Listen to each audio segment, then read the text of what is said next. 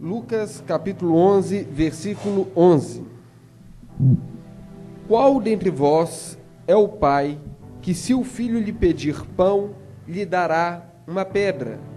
Ou se pedir um peixe, lhe dará em lugar de peixe uma cobra? Ou se lhe pedir um quê? Um ovo, né? Lhe dará um escorpião.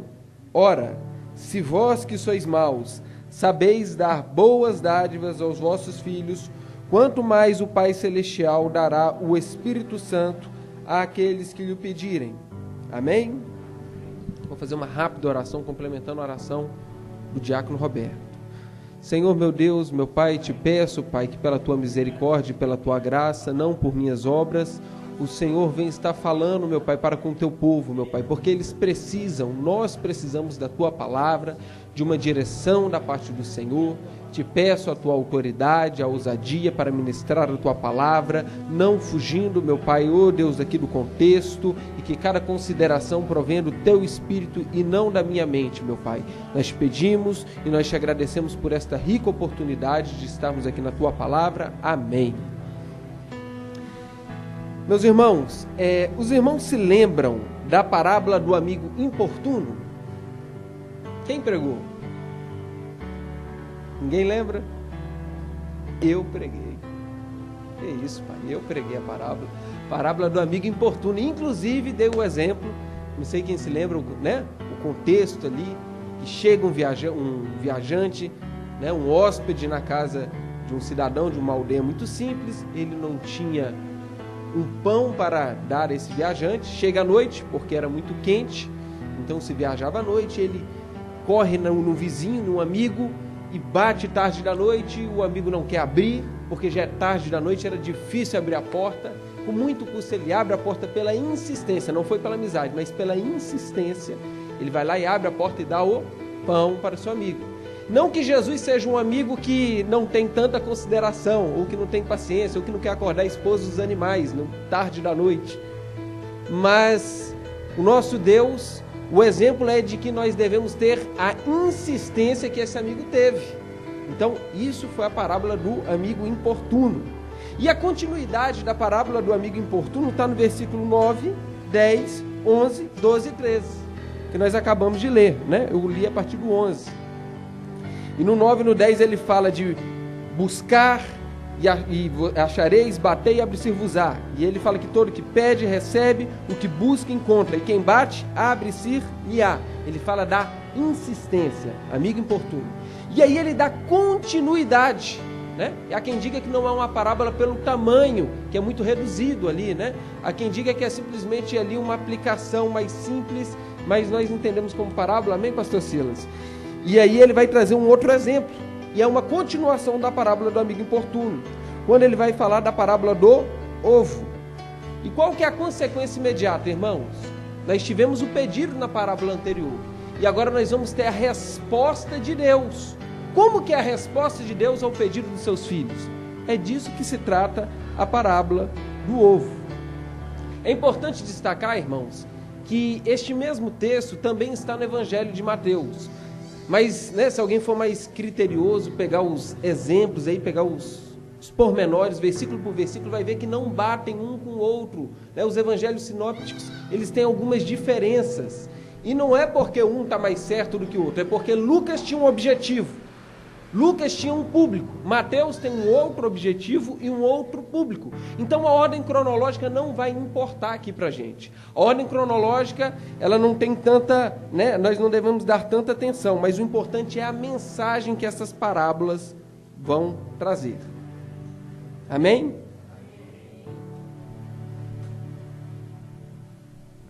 Irmãos, prometo ser breve. Então, no primeiro momento, como o texto é pequeno, nós temos que observar algumas imagens, né? A ilustração, Jesus ele falava ali por parábolas, por ilustrações do dia a dia, né? Aquilo que o povo vivia. Então todo mundo naquela época, como hoje, pastor Silas, tinha um pai, sendo que hoje eles querem fazer, né, casal de mulher com mulher, e uma dessas mulheres ser pai.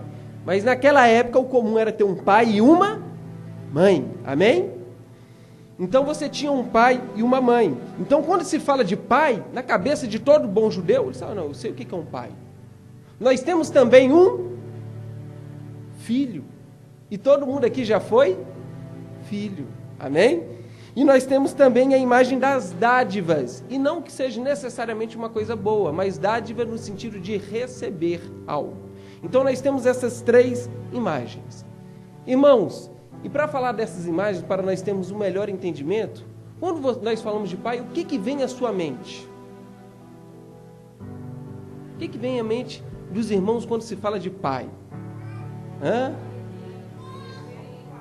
É o quê? Protetor, proteção. Então, perfeito. Irmãos, quando eu me lembro da minha infância, eu lembro da proteção do meu pai. Meu pai viajava muito, mas quando ele estava em casa, ele saía de fininho e ficava espiando a gente, pastor Silas, para ver se nós estávamos com amigos mais velhos. Ele ficava preocupado de alguém fazer uma maldade, um menino mais velho fazer uma maldade com a gente. Então ele ficava olhando a idade dos meninos, ele ficava de longe olhando e ficava espiando. De repente ele assobiava, que a gente tem um código lá em casa que a gente faz, ó. Aí todo mundo sabe que é o clã que está chamando, né? Então ele assobiava e a gente... Lá estava meu pai espiando e protegendo a gente. Me lembro uma vez, irmãos, meu irmão valentão daquele jeito, ele tomou uma correada de um menino mais velho. Meu irmão era uma criança de uns 6, 7 anos, e o menino deu uma correada no meu irmão, e o meu irmão chegou com a cara de choro, e meu pai perguntou o que aconteceu, e ele não quis dizer, e com muita insistência, meu pai quase batendo no meu irmão de novo, ele falou o que aconteceu, e meu pai pegou o menino, levou no pai pela orelha, e confrontou o pai, e ficou, irmãos, pense numa situação, o prédio todo ficou sabendo, né? Mateus, mas para que você está falando isso? Porque o pai quer proteger o filho. Amém? Quem é pai e mãe aqui? Pela fé, amor, levanta a mão aí. Tem um amigo meu que se chama Bruno Stefano, ele é da antiga igreja, o Bruno, da Fernanda. E o Bruno, ele falando comigo, Mateus, você tem que ter um filho, rapaz, você está perdendo tempo, tem um filho. E eu, é mesmo, Brunão? É muito bom, ele é muito bom, dá trabalho, mas é muito bom. Vou te falar uma coisa, vou definir o que é ser pai. Ser pai, quando você é pai, você mata facinho e você morre facinho pelo seu filho. Crente, irmãos, era levita, tocava lá na nossa igreja. Só crente bacana, começou pelo meu pai, agora foi pro Bruno. Porque quando a gente fala de filho, tem essa proteção. Irmãos, quer ver eu irritar minha sogra, eu falar que eu fiz uma maldade com a filha dela, ela fica uma vespa comigo. Porque o pai quer proteger, a mãe quer proteger. Então a primeira imagem que a parábola nos traz é que Deus, ele é pai. Amém? Ele está falando assim, eu sou o pai. Então, igreja, nós temos que ter confiança na nossa oração. Nós insistimos na parábola do amigo importuno. E na parábola do ovo nós temos que ter confiança que ele é pai. Ele protege, ele preocupa, ele está de olho. Irmãos, e quando nós temos essa consciência, nós lembramos do Sermão da Montanha, Mateus capítulo 5, 6 e 7. E nós sabemos que nós não devemos andar ansiosos por coisa alguma, porque ele é pai. Ele quer o seu bem, ele está cuidando de você, ele está de olho. Você acha que ele não está te vendo, mas ele está lá de longe olhando. Amém, irmãos? Tenha confiança que ele é pai. A segunda imagem, irmãos, é a do filho. E quem é filho aqui? Todo mundo. E, irmãos, o filho erra. O filho pisa na bola. Vamos ver a parábola do filho pródigo. Tem 2 filhos.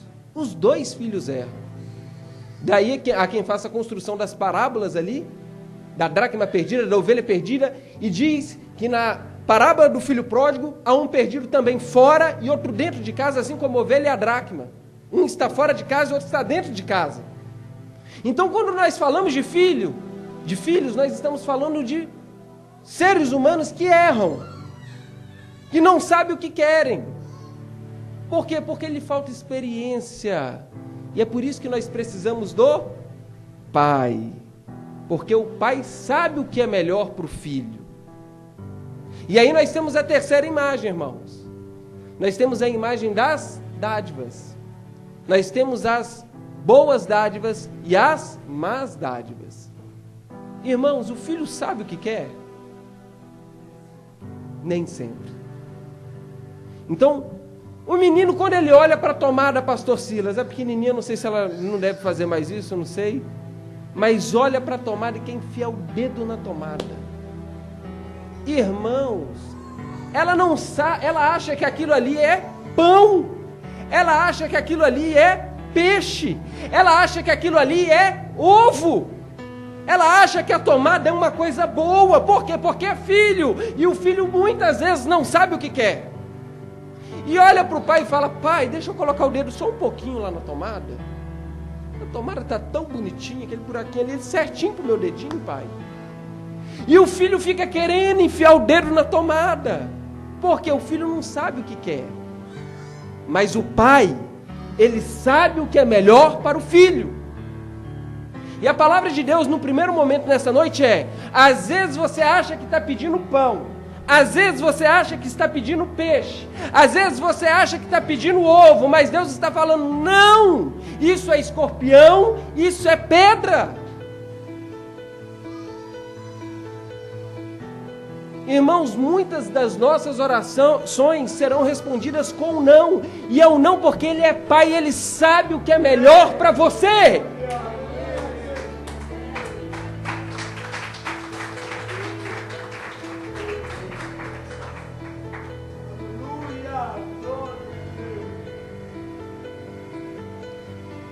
Irmãos, segunda consequência que nós temos aqui nessa parábola. Jesus, ele vai falar, quando ele vai refletir na parábola, ele vai dizer assim no versículo 13: ora, se vós, que sois maus, sabeis dar boas dádivas aos vossos filhos, quanto mais o Pai Celestial dará o Espírito Santo àqueles que o pedirem. Irmãos, o que nós somos? O texto está dizendo aí: nós somos maus. Vira para o seu irmão, o pastor Silas me ensinou isso, ele disse que toda pregação tem que fazer isso, eu vou obedecer. Amém, pastor Silas? Então vira para o seu irmão, dá uma cutucadinha nele e fala assim: você é mau, você é ruim. Adriana, vira para sua mãe aí e fala assim: você é ruim, sogra, você é mau.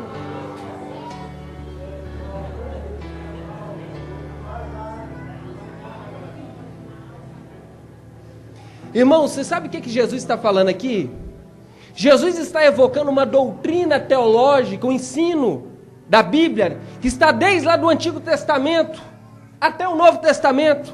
Jesus está falando de uma dos 5 pontos do calvinismo, pastor Silas, um dos 5 pontos da teologia reformada. Jesus está falando da depravação total do homem. Meus irmãos, nós somos maus, nós somos ruins, como diz o professor, o mestre Augusto Nicodemos, nós somos um carro desalinhado e se soltar o volante nós vamos para o acostamento, que é o pecado. E nós temos que ter ciência disso, porque Jesus parte desse princípio: vós sois maus. Eu me lembro quando eu era criança, pastor Silas, eu gosto de contar essas experiências. Quando eu era criança, minha mãe sempre teve um cofre, ela sempre guardou um cofre de moedas para emergências. Pode procurar na gaveta, pastor Silas, que vai ter uma meia, umas roupas guardando um cofre, um saquinho de moeda. Eu sei que eu vou achar dinheiro na casa da minha mãe, se eu for lá. Se eu for hoje, eu tenho certeza que tem. Tem ou não tem, irmão? Tem, eu conheço. Irmãos, desde menino. E eu aprendi isso logo cedo, com 7 anos de idade. Eu aprendi que minha mãe tinha lá a reservinha. Irmãos, e eu mesmo com essa cara de querubim, essa cara de serafim, esse bigode de arcanjo, eu quis defraudar a mamãe, eu quis larapiar, eu quis roubar a minha mãe, pegar emprestado por muitos anos, e quem dia não sabe pagar. E, irmãos, eu fui lá e eu descobri. Irmãos, e eu com 7 anos eu tinha uma inteligência incrível, desde novo para os negócios, pastor Silas. Você vê que é de Deus mesmo. Porque eu tive a inteligência de pegar as moedas maiores, que era a moeda de R$1,50, e trocar por de 5, porque eu também tinha meu cofrinho. Então eu tirava de 5, subtraía e trocava com a de 1 da minha mamãe, para ela não perceber. Daqui um pouco só tinha moeda de 5 e 10 centavos. E aquele negócio ia crescendo. Irmãos, e eu tô lá larapiando, quando de repente quem chega atrás de mim? Meu irmão. Irmãos, meu irmão chegou e ele olhou para mim assim com uma cara de reprovação. Eu não acredito. Mamãe passando dificuldade, você está fazendo isso com mamãe. Não faça isso. E me passou um sermão, irmãos. Eu fiquei sem graça, eu fiquei sem graça. Eu sempre gostei de Bíblia e ser pastorzinho. Sei, desde pequeno, meu apelido no Maranhão era pastorzinho. Todo mundo chamava o pastorzinho aí. E o pastorzinho ficou sem graça. E eu saí, irmãos. Irmãos, daqui um pouquinho eu volto no quarto. Quem está lá no cofre da mamãe tirando? Ele é pior do que eu, irmãos. O verdadeiro fariseu, porque ele falou. Sabe o que eu aprendo, irmãos? Os dois eram filhos de crentes. Os dois têm tios, avós, pastores, tia, pastor. Cresceram no meio, conhecem a palavra desde novinho, conhecem as histórias da Bíblia. Tínhamos Bíblias ilustradas, pastor Silas. Mas sabe o que eu aprendo? Tanto eu, quanto o santo do Carmo Neto, os dois são totalmente depravados. E Jesus parte dessa premissa. Irmãos, não precisa ensinar essa pequenininha a fazer o mal, não. Ela aprende sozinha. O menino pequeno, ele sabe, você não faz isso aqui que é errado. Não, ele já sabe fazer o mal naturalmente. Só ele olha para a cara do pai, ele sabe que está errado, aí ele fica atiçado a fazer. Você sabe qual que é o brinquedo que o menino gosta, irmãos? O brinquedo que o menino gosta é o do coleguinha. Ele pode ter 500 no quartinho dele, ele quer o do coleguinha. Porque é depravado, isso está na nossa natureza. Salmos vai falar isso. Nasci na iniquidade. Não há um justo sequer à tua vista. Salmo 58, Salmo 54, se eu não me engano, tem os 2 salmos. A Bíblia vai estar cheia desses exemplos. É a culpa herdada. Romanos 5,12 vai falar disso. Que por meio de um só homem entrou o pecado. E também a morte veio a todos os homens. A corrupção, então nós primeiro temos a culpa. Todos nós, irmãos, estávamos condenados diante de Deus. Ninguém aqui escapava. Nem o pastor Júnior com essa cara de santo dele. Todos nós estávamos culpados diante de Deus. Só cara. Todos nós estávamos condenados. Porque o pecado entrou em Adão e passou a todos nós. Ele era o nosso representante. Assim como a seleção brasileira nos representou e perdeu, a nação brasileira perdeu a Copa. Todos nós perdemos. Eu não joguei, o pastor Silas não jogou. Mas aquela turma lá jogou e perdeu. Adão perdeu. Todos nós perdemos a salvação. Todos nós estávamos condenados na pessoa de Adão. E nós fomos redimidos na pessoa de Jesus. Irmãos, 1 João 1,10 diz: se afirmarmos que não temos pecados, fazemos Deus mentiroso. Nós temos que ter essa convicção. Os puritanos, eles batiam muito nessa tecla, né? Então ali a turma que fundou os Estados Unidos, eles batiam muito nessa tecla. Os puritanos, eles tinham a convicção do pecado. John Wesley era um pregador, fundador da igreja metodista, e ele pregava e já era um pastor e filho de pastor, mas ele só vai ter um encontro realmente com Deus quando ele tem convicção do seu pecado. É por isso que eu pedi para o seu irmão, para você dizer para ele que ele era um pecador, que ele era mau. Se a igreja não entender que ela é pecadora, se a igreja não entender que ela estava indo para um caminho de condenação, ela nunca vai entender a obra de Jesus Cristo na cruz. É por isso que a obra de Jesus é tão importante, igreja. Porque nós somos maus, porque nós somos ruins, mas graças a Deus pela pessoa de Jesus Cristo.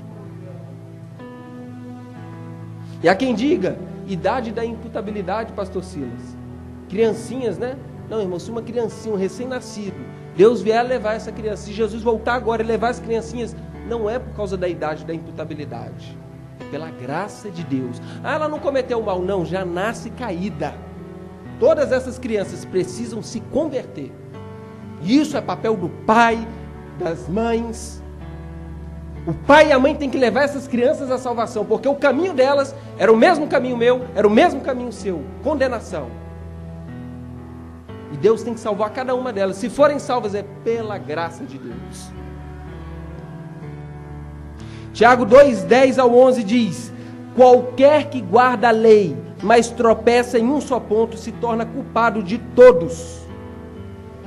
Irmãos, não há justo sequer diante de Deus, diz o salmista. Porque há um padrão de perfeição em Deus. E se você pisou um pontinho na bola, você está condenado. É por isso que nós precisamos da pessoa de Jesus.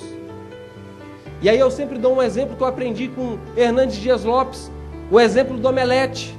Você quebrou o primeiro, o segundo, o terceiro, o quarto, o quinto, o sexto, o sétimo, o oitavo, o nono ovo, mas no 10º ovo, falando da parábola do ovo, o que estava o ovo? Estava podre. O que aconteceu com o seu omelete? Você perdeu o seu omelete. Da mesma forma, as minhas obras, as suas obras não nos podem justificar diante de Deus. É somente Jesus que é perfeito para nos salvar. Segunda lição que eu aprendo desta parábola. A primeira é que todos nós estávamos condenados. A segunda é que nós precisamos urgentemente de Deus, na pessoa do Espírito Santo. Acompanhe comigo, irmãos.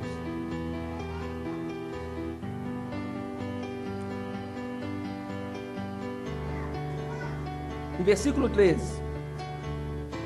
Qual é a boa dádiva que o Pai Celestial dará aos seus filhos?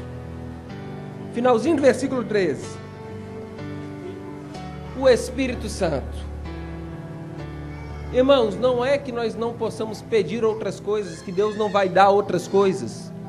Deus dá muitas bênçãos. Mateus não cita o Espírito Santo. Mas o evangelista Lucas, ele já está após o evento do Pentecostes. O Espírito Santo Consolador já veio. E ele sabe que a maior dádiva, o maior presente é a pessoa do Espírito Santo para a comunidade, para a igreja. Então Lucas vai dizer: quanto mais o Pai Celestial dará ao Espírito Santo àqueles que lhe pedirem. Irmãos, a igreja precisa do Espírito Santo. Você precisa do Espírito Santo. Em um primeiro momento, o que é que nós aprendemos? Nós somos pecadores. E agora, no segundo momento da parábola, nós estamos aprendendo que nós precisamos da grande dádiva, a maior dádiva, o maior presente, que é a pessoa do Espírito Santo Consolador. O que o Espírito Santo garante para o seu povo, pastor Silas? O que o Espírito Santo garante para a sua igreja? O que o Espírito Santo garante para a sua noiva? Amém. Uma delas é essa, irmão Josias. Mas a primeira que eu queria citar aqui essa noite é a garantia da nossa salvação. Se por um lado nós estávamos condenados, se por um lado nós éramos pecadores, se por um lado nós estávamos caminhando para a perdição, para o abismo eterno, por outro lado nós temos a pessoa do Espírito Santo. E no texto de 2 Coríntios 1, 22 vai dizer que ele é o penhor da nossa salvação. Ele é o selo da nossa salvação. E quando Jesus voltar, nós estaremos carimbados com o selo do Espírito. Eu sei que você erra.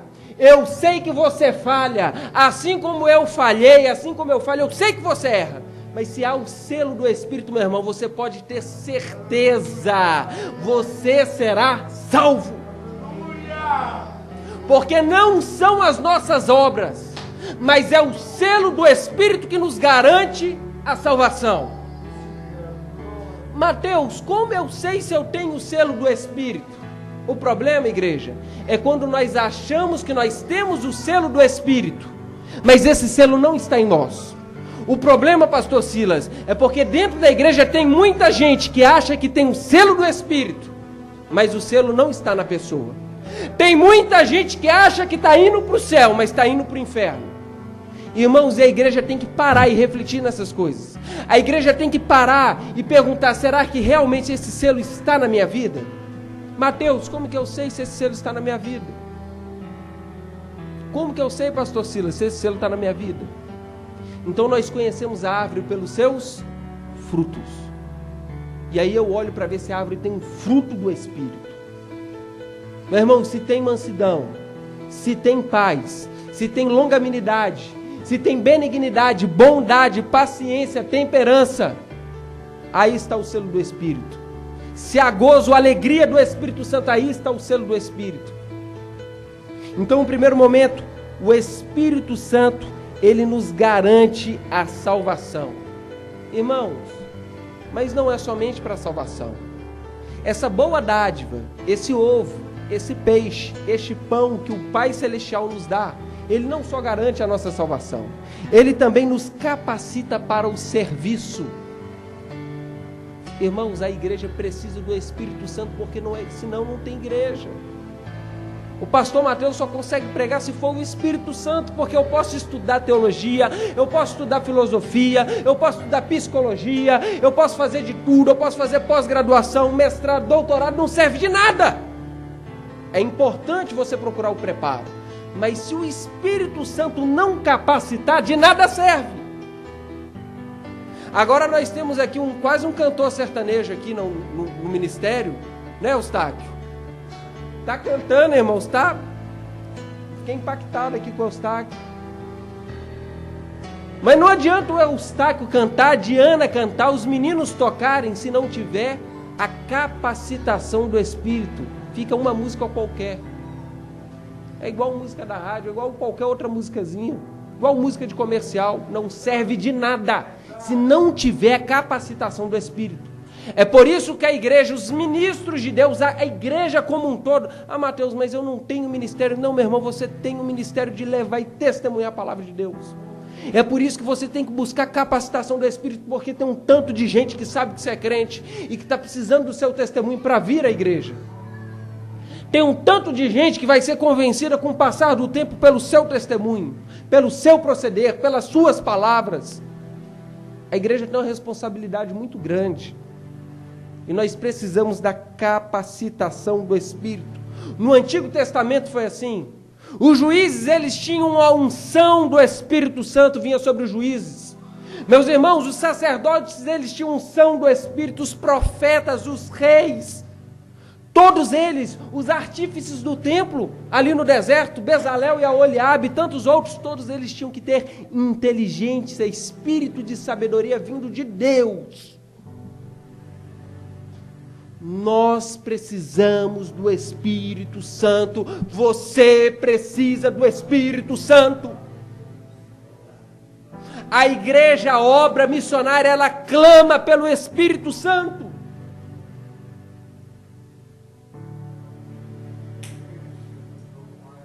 Meus irmãos, nós precisamos dessa boa dádiva para a nossa salvação, para o serviço e para a unificação, para a comunhão da igreja. Todo final de culto aqui nós damos a bênção apostólica, conforme Paulo a deu em 2 Coríntios 13:13. É no amor de Deus Pai, na graça do nosso Senhor Jesus Cristo e na comunhão do Espírito Santo. Então o Espírito Santo, ele traz comunhão. Onde o Espírito Santo está, não tem brigas, não há divisões, não há facções. Há diálogo, há conversa, há sempre uma saída, há sempre um acordo. Então, onde o Espírito Santo está, não pode haver divisões, porque o Espírito Santo é um Espírito Santo da comunhão. A igreja precisa do Espírito Santo, porque o Espírito Santo guia o seu povo. João 16:8. E quando ele vier, Jesus está falando do Consolador, ele convencerá, perdão irmãos, eu li o versículo errado, ele guia o seu povo. Mateus 4:1. Então foi Jesus conduzido pelo Espírito ao deserto. Atos 13. Separai-me a Barnabé e a Saulo pela direção do Espírito. Atos 8. E o Espírito arrebatou o Filipe.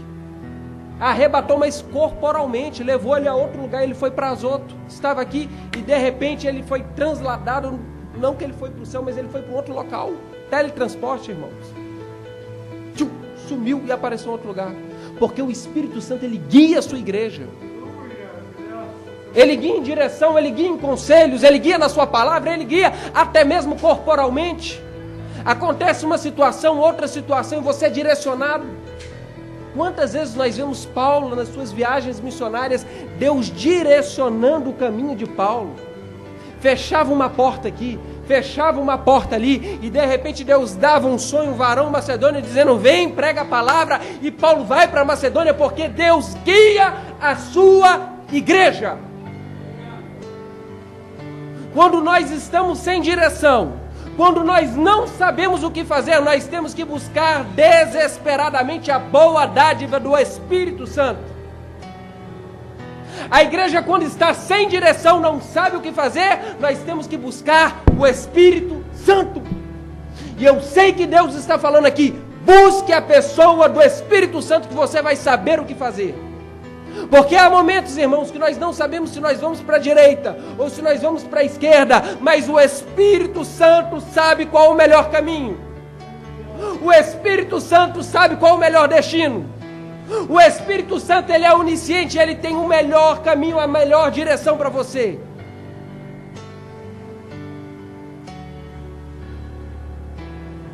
Quinto motivo que nós devemos buscar esta boa dádiva, a dádiva do Espírito Santo. O Espírito Santo purifica, santifica, lava a sua igreja. Irmãos, a igreja precisa do Espírito Santo, irmãos. Eu preciso do Espírito Santo. Se a igreja não tiver o Espírito Santo, a pessoa de Deus no Espírito Santo, aqui dentro, a igreja anda suja. O pecado vai se proliferando, porque, como eu disse no início da mensagem, a nossa natureza é má. A nossa natureza é caída, Tonho. Nós precisamos do Espírito Santo para nos direcionar, para nos limpar. João 16:8. E quando ele vier, o Consolador, quando ele vier, ele convencerá o mundo do pecado, da justiça e do juízo. Irmãos, nós por nós mesmos, nós continuamos no pecado, porque como eu já disse aqui, o pecado, irmãos, ele é gostoso. O pecado é uma delícia. Mateus, você está falando heresia? Não, eu só estou falando de forma herética, mas o que eu estou falando é bíblico. O pecado é muito bom, irmãos. A Bíblia compara o pecado como mel, e eu já disse aqui que o mel é uma delícia, o mel é docinho.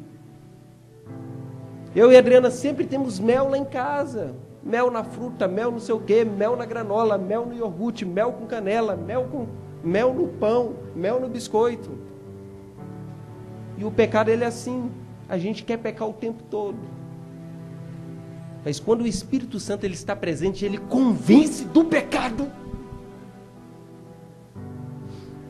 Irmão, sabe o que nós precisamos? Nós precisamos do Espírito Santo para ele dizer para a gente isso é errado. Nós precisamos do Espírito Santo para que ele abra a nossa mente. Você sabe por que o pecador ele não se converte? Porque ele ainda não teve um encontro com o Espírito Santo. Porque pode ser o homem mais duro que for, pode ser a mulher mais dura que for, quando tem um encontro, assim como Saulo teve a caminho de Damasco, o Saulo vira Paulo, a mente é aberta, os olhos são abertos. O Espírito Santo, ele convence do pecado.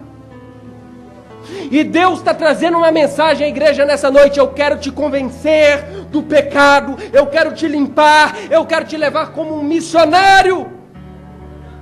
As pessoas precisam da nossa santificação. Sede santos assim como eu sou santo.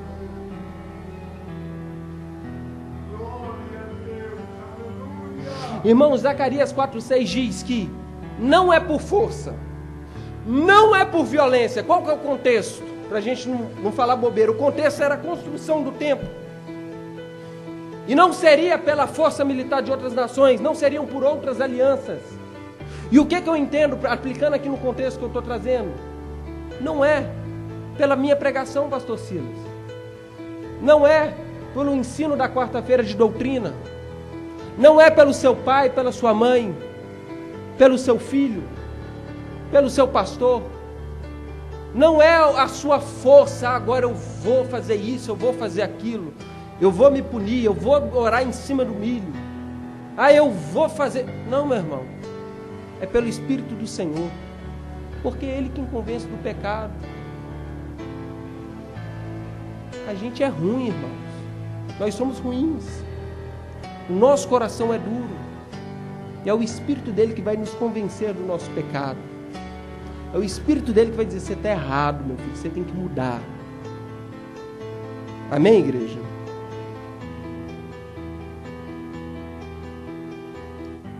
Para concluir, a parábola termina e a parábola fala o tempo todo de oração. E como eu disse, a melhor dádiva é o Espírito Santo. E como que o Espírito Santo está sendo dado? Como que o pai está dando ao filho?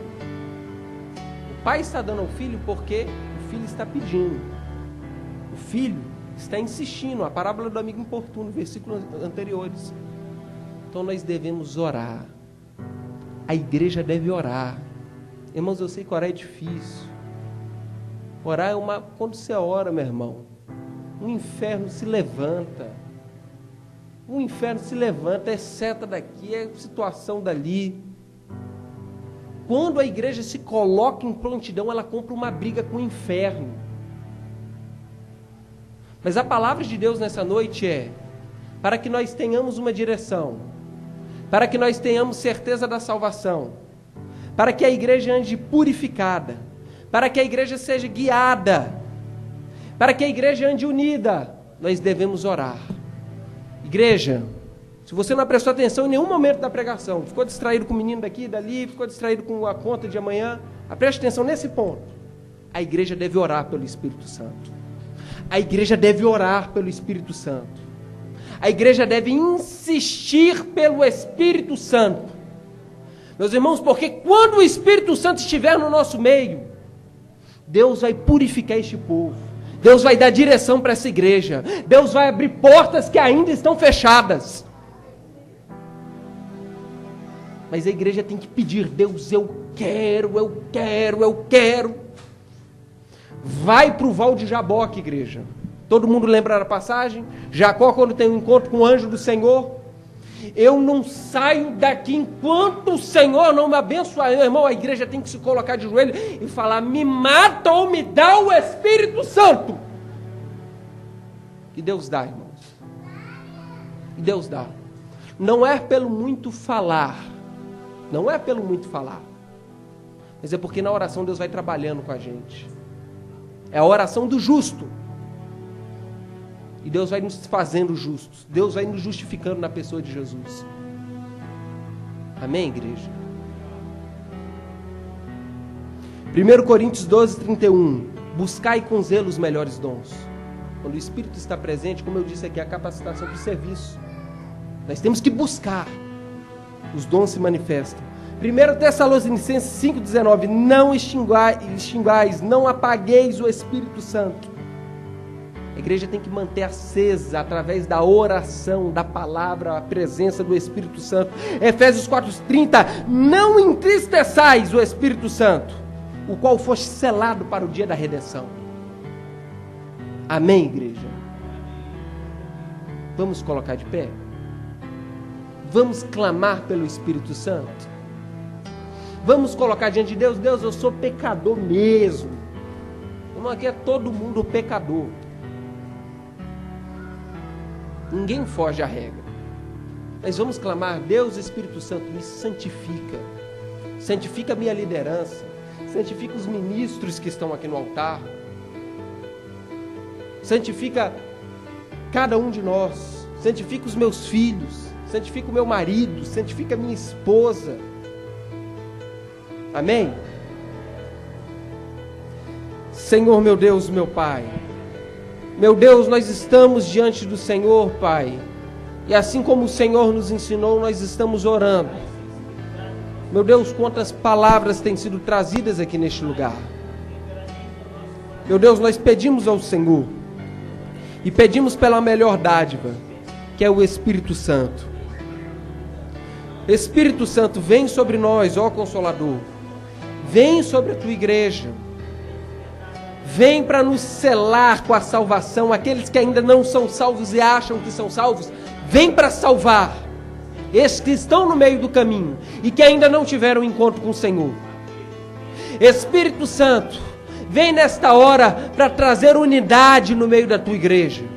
Vem para trazer direção para gente que está perdida, está dentro da casa do Senhor, mas está igual o filho que ficou dentro da casa da parábola do filho pródigo, está perdido dentro de casa. Espírito Santo, vem para purificar, santificar, meu Deus, a tua igreja. Meu Deus, em nome de Jesus, porque conforme Jesus, ele já trouxe de antemão aqui na parábola, não sou eu quem digo, nós somos pecadores. Oh Deus, mas a tua palavra diz que o Senhor convence do pecado, da justiça e do juízo. Tira a dureza do coração, quebra esse coração duro, quebra essa cabeça dura, Jesus, e salva cada um aqui desta noite, Pai. Salva com amor, Pai. Salva, meu Pai, pelo teu Espírito, porque não é por força, não é por violência, é pelo teu Espírito, e nós clamamos ao teu Espírito nesta noite mais uma vez. Em o nome do Senhor Jesus, e a igreja diz: Amém. Amém, irmão.